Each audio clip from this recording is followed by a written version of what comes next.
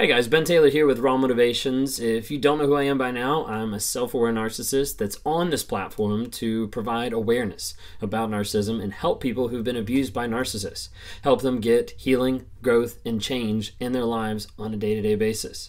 If you guys have been following any of my videos, I did a video about a week or so ago talking about the narcissist lies and the lies I believe. In that video, I tried to open up and tried to start sharing a little bit about the process that I went through to start unearthing the lies that I had in my life. The lies that were inundated in my life in so many different aspects, and how I communicated to myself. Lies that I was telling myself, now I communicated to God, and how I communicated to my wife, to my work, to my boss, to my friends, to my family. And all those lies cost something. All those lies cost time, money, effort, trust, love, compassion, care, respect, and all these things added up to be priceless amounts. And if you watch that video, I talk a little bit where I talk about the four biggest costs. The four biggest costs I had were the cost of my lies, was the connection to my wife and daughter, a relationship with God, destroyed friendships and relationships, and lost my job. Those are some of the four biggest things. And the cost that I wrote down was priceless. Like, how do you put a dollar amount on the people that I've hurt? How do I put a dollar amount on the things that I've done that have been the cost of the lies that I've lived in my life? And if you heard that video, you heard about me going on this walk, this hike, and having to identify 7 different lies. And I want to step into this video today with bringing a little bit of vulnerability to the table of saying, like, hey, these are some of the lies that I believed. Haven't rehearsed this, haven't thought through this. I've just sat down. I've got my book here that's got my lies in it. And I want to read them off to you and want to kind of explain to you the lies that I was thinking and the lies that were inundated and permeated through my life that I didn't understand, that I couldn't figure out. I was trapped in my own mind, my own lies, and couldn't figure out what they were. The Wake Up Warrior Challenge, 30-day challenge that I went through started to unearth these lies and started to have me question who I am, what's going on, what am I actually believing? And those lies ultimately cost me more than I can ever say. The first lie was the one that I came up with. The first lie here is, I can do this on my own.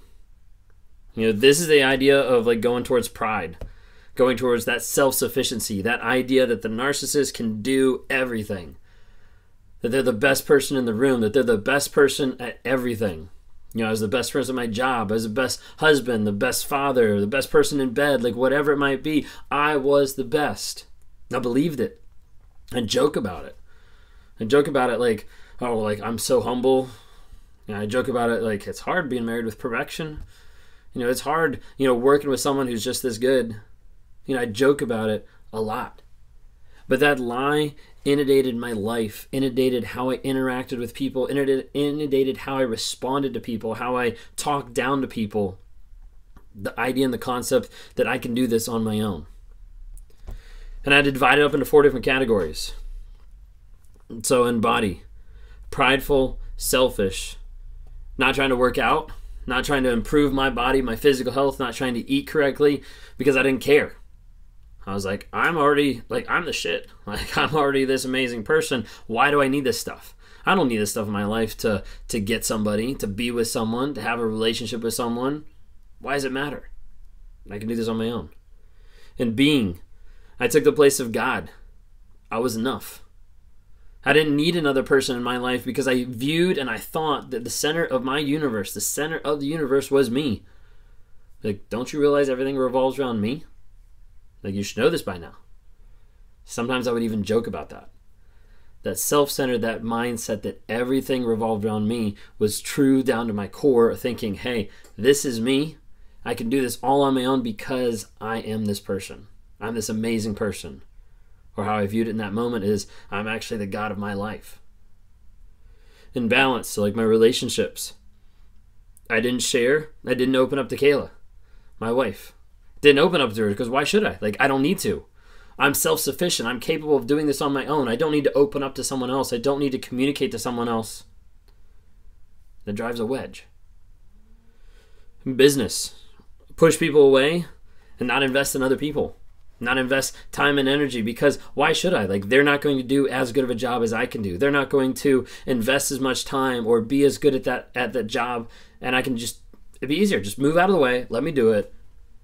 And I saw that a lot in business, where I just steamroll over people. I'd shove ideas down the floor and just say, hey, this is what we're going to do, whether you like it or not. Like, this is what we're doing because I came up with the idea. My idea is better than all your ideas. I've already thought through all your ideas. Y'all are stupid if you have different ideas than mine. This is me. And that thought of I can do it on my own was one that permeated those 4 aspects of my life. That's how I view my life. That's how I view some of the aspects of warrior. That's how it comes down. Body, being, balance, and business. And it comes down to the fact of like, hey, these 4 areas were massively affected by that one thought, by that one lie that was permeated through my life over and over and over again. And it got to the place that I was believing it. It got to the place where I thought, I am self-sufficient. I can do all of this on my own. It raised my level of pride. It lowered whatever humility I ever could have had. It made people around me know that I am the best. I am number one. In relationships, that's how they break down. Because someone after a while starts to realize, like, wait a second, you're actually not the best. You're not the best at communicating. You're not the best at listening. You're not the best in bed. You're not the best at all these different type of things. And the narcissist doesn't want to admit that. So it's time to devalue. It's time to discard. It's time to love bomb. Start to go cheat with someone else. And those things happened. And those things were inundated in my life as well. Okay? I'm not getting what I want. I'm not getting what I deserve, what I think I need. Because I'm the number one, I'm the center of the universe, it's all supposed to revolve around me, so I'm going to go someplace else. I'm going to go find another person. I'm going to go accomplish another thing. I'm going to be more successful at work than I will at home or anything else because I get my validation there, because people love and respect me because I'm so amazing. And all it did is kept feeding my pride, feeding my ego, feeding me to the place where I didn't think I needed any help. Didn't need help from anyone. Didn't need a coach. Didn't need a guide. Didn't need God. Didn't need anything else in my life because I thought I was it.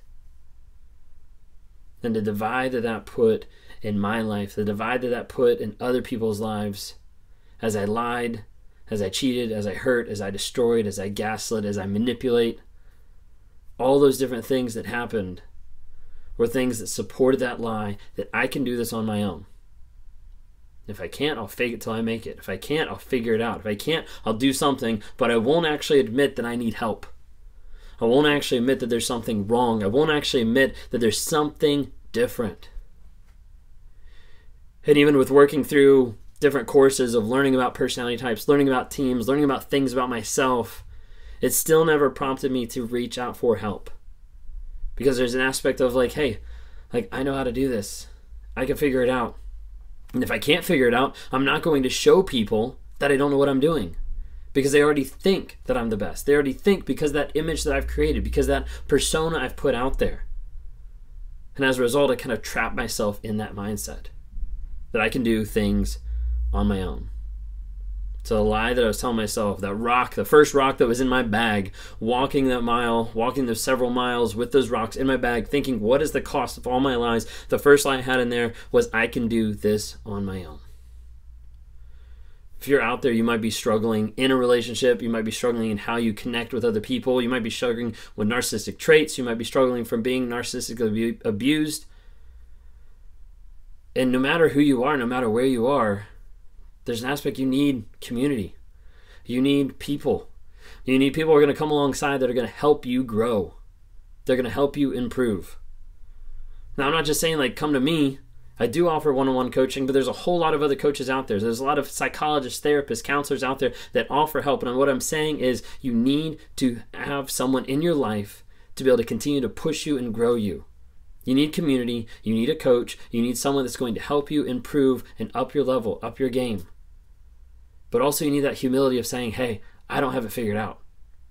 And I need someone else's help to figure out what am I doing, where am I going, how am I getting there, what are the barriers that I need to solve, and how am I going to continue to learn and grow in an aspect that you've never thought is even possible. Every single day I work with people. I work with them getting out of the trauma bond. I work with them getting through the detox phase of getting out of a narcissist relationship. And then I work with them with clarity and figuring out vision, goals, values, where we're going to go, how we're going to grow, and let's set a plan and do that. If that's something you want to talk sometime, click the link down below. Would love to be able to talk to you. If you haven't subscribed by now, subscribe on here. And then check out TikTok, Instagram, Facebook, because we're dropping like minute segments of like nuggets of truth each and every day, just trying to help people stay on their toes, understand about awareness, about narcissism, and build a plan of healing, growth, and change in your life every single day. If you're not on the NARC app, Narcissistic Abuse Recovery Community, NARC, check it out on Apple or on Google Play. But there's a community already there, a community that's being started as we speak of thousands of people that are on there that are trying to get better. They're trying to learn. They're trying to engage with other people on that platform to say, hey, I've been in this and you can get out too. There's some awesome people in there, some great encouragement, some great lessons and coaching that's coming out on a monthly basis that we're trying to provide people with the awareness, the coaching, the opportunities, the learning, the lessons there to be able to say, hey, let's build your awareness, let's build your growth to a place that when you get so far down the road, you'll look back at who you were with that narcissist and be like, I don't even recognize that person because I've grown so much. Work on yourself, continue to heal, continue to grow. Talk to you next time.